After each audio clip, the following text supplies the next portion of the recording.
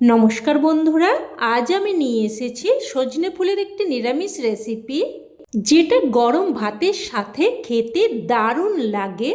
আর খুব কম সময়ে আর একদম সাধারণ কিছু উপকরণ দিয়ে এই রান্নাটা তৈরি হয়ে যায়। আর সজনে ফুল খাওয়া কিন্তু আমাদের শরীরের জন্য ভীষণ উপকারী, তবে সারা বছর কিন্তু সজনে ফুল পাওয়া যায় না, শুধুমাত্র এই সময় পাওয়া যায়। তাই এই সময় সজনে ফুল খাওয়া কিন্তু একদমই মিস করবেন না। প্রথমেই আমি এখানে প্রায় 150 গ্রাম মতো সজনে ফুল নিয়েছি। এবার এই ফুলগুলোকে আমি পরিষ্কার করে নেব। তো এই ফুলের মধ্যে কিন্তু অনেক কাঠি নোংরা মিশে আছে, আর একটা একটা করে ফুল বাছতে অনেকটাই কিন্তু সময় লেগে যায়। তাই আজ আমি কিন্তু খুব সহজ পদ্ধতিতে ফুলগুলোকে পরিষ্কার করে নেব। তো প্রথমে একটা পাত্রের মধ্যে নর্মাল জল নিয়ে তারপর ফুলগুলোকে দিয়ে দিয়েছি।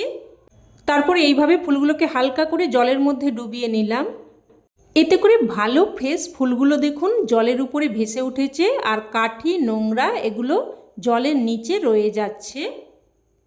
দেখুন কত কাঠি আর জলটাও কতটা নোংরা বেরিয়েছে। আর এই পদ্ধতিটা কিন্তু আমি আরও একবার করে নেব। আর এই পদ্ধতিতে ফুলগুলোকে পরিষ্কার করে নিলে কিন্তু একদমই সময় বেশি লাগবে না। তো দেখুন এবারেও কতগুলো কাঠি নোংরা বেরিয়েছে, আর জলটা কিন্তু আগের থেকে অনেকটা পরিষ্কার হয়ে গেছে। এবার আমি ফুলগুলোকে কিন্তু ঈষদুষ্ণ গরম জলে ধুয়ে নেব। তো দেখুন একই পাত্রের মধ্যে আমি কিন্তু ঈষদুষ্ণ গরম জল নিয়েছি।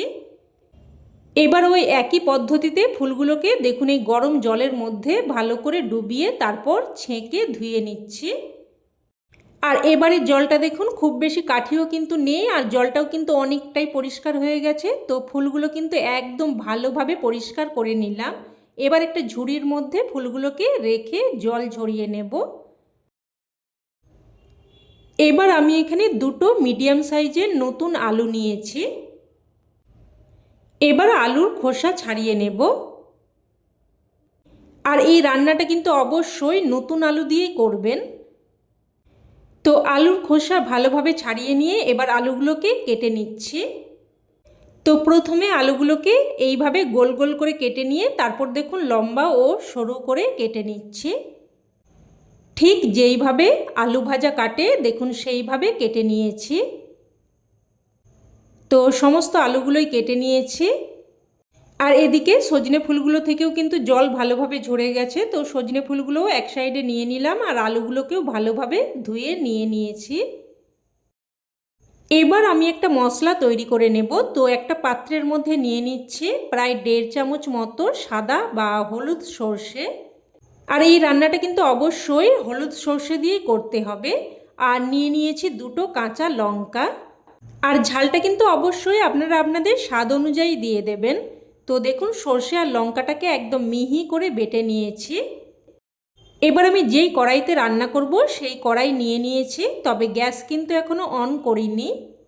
এবারে কড়াইয়ের মধ্যে ধুয়ে রাখা সজনে ফুল আর আলু দিয়ে দিলাম, সাথে কিছু মটরশুঁটিও দিয়ে দিলাম। তবে এই রান্নাতে কিন্তু মটরশুঁটি একদমই অপশনাল, আপনারা কিন্তু মটরশুঁটি বাদ দিয়েও রান্নাটা করতে পারেন। এবার এখানে দিয়ে দিচ্ছি স্বাদ অনুযায়ী লবণ, অল্প একটু হলুদ গুঁড়ো প্রায় 1/3 চামচ মতো, অল্প একটু লঙ্কার গুঁড়ো। আর এই রান্নাটা কিন্তু একটু নুন ঝাল মতো হবে, তো আপনাদের স্বাদ অনুযায়ী আপনারা লবণ ঝাল এগুলো দিয়ে দেবেন। এবার আমি এখানে যে মশলাটা বেটে রেখেছিলাম মশলাটা দিয়ে দিলাম, সাথে আমি এখানে দুটো কাঁচা লঙ্কাকে ভেঙে দিয়ে দিলাম। এবার এখানে দিয়ে দিচ্ছি প্রায় 2 চামচ মতো সর্ষের তেল। সব কিছু মোটামুটি দেওয়া হয়ে গেছে। এবার দেখুন মশলার বাটিটা ধুয়ে আমি 1 বাটি মতো জল দিয়ে দিলাম। এবার সব কিছু ভালোভাবে হাতের সাহায্যে মেখে নেব। বন্ধুরা, আপনারা কোনোদিন এইরকমভাবে সজনে ফুল রান্না করে খেয়েছেন কিনা জানি না, তবে এইভাবে যদি কোনোদিন রান্না করে না থাকেন অবশ্যই এইভাবে একবার বানিয়ে দেখবেন। খেতে কিন্তু দারুণ লাগে। আর আমাদের বাড়িতে বেশিরভাগ সময় কিন্তু এইভাবেই সজনে ফুল রান্না করা হয়। তো ভালোভাবে মেখে নিয়েছি, আর এখানে কিন্তু আরেকটু জল লাগবে। সজনে ফুল আর আলু সেদ্ধ হবে সেই অনুযায়ী কিন্তু জলটা দিয়ে দিতে হবে। জলটা দিয়ে ভালোভাবে মিশিয়ে নিলাম। এবার কিন্তু আমি গ্যাস অন করে দেব। এতক্ষণ গ্যাস অন করিনি। তো দেখুন প্রথমে হাই ফ্লেমে এটাকে ফুটতে দেব। ফুটে আসলে এবার গ্যাসের ফ্লেমটাকে লো টু মিডিয়ামে করে দিয়ে একটা ঢাকনা দিয়ে প্রায় কিন্তু এখানে 10 মিনিট মতো রান্না করে নেব। তো ওদিকে ওটা রান্না হতে হতে এবার অন্যদিকের গ্যাস ওভেনে আমি আরেকটা কড়াই বসিয়ে অল্প একটু সর্ষের তেল দিয়ে দিয়েছি। তেলটাকে ভালোভাবে গরম করে নিয়ে এবার এখানে কয়েকটা ডালের বড়ি দিয়ে দিলাম। বড়িগুলোকে অনবরত নাড়াচাড়া করে লাল করে ভেজে নেব। তো দেখুন বড়িগুলোকে ভেজে এবার উঠিয়ে নিচ্ছি। এবার এদিকে প্রায় কিন্তু 10 মিনিট মতো ঢাকনা দিয়ে রান্না করে নিয়েছি। আর মাঝে কিন্তু আমি একবার ঢাকনা তুলে নাড়াচাড়া করে দিয়েছিলাম। আর দেখুন আলু কিন্তু এখানে একদম ভালো মতো সেদ্ধ হয়ে গেছে।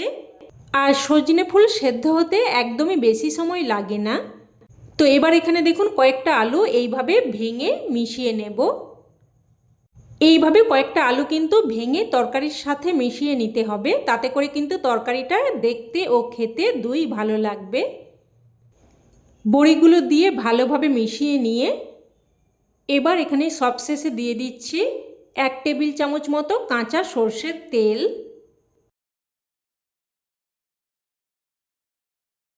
সবশেষে একটু সর্ষের তেল দিয়ে দিলে খেতে কিন্তু বেশ ভালো লাগবে। তো সর্ষের তেলটা দিয়ে ভালোভাবে মিশিয়ে নিলেই রান্না কিন্তু একদম তৈরি। গরম গরম ভাতের সাথে এটা খেতে কিন্তু জাস্ট ফাটাফাটি লাগে। এই একটা তরকারি থাকলে আর অন্য কোনো কিছুই লাগবে না। সমস্ত ভাত এই একটা পদ দিয়েই খাওয়া হয়ে যাবে। তো রেসিপি কেমন লাগলো অবশ্যই কমেন্টে জানাবেন। আর ভালো লেগে থাকলে লাইক শেয়ার করতে যেন ভুলবেন না। আর চ্যানেলের নতুন বন্ধু হয়ে থাকলে চ্যানেলটি অবশ্যই করে সাবস্ক্রাইব করে নেবেন। তো আজ এই অবধি, আবারও অন্য কোনো রেসিপিতে দেখা হবে। ততক্ষণে ভালো থাকবেন, সুস্থ থাকবেন আর সকলকে ধন্যবাদ।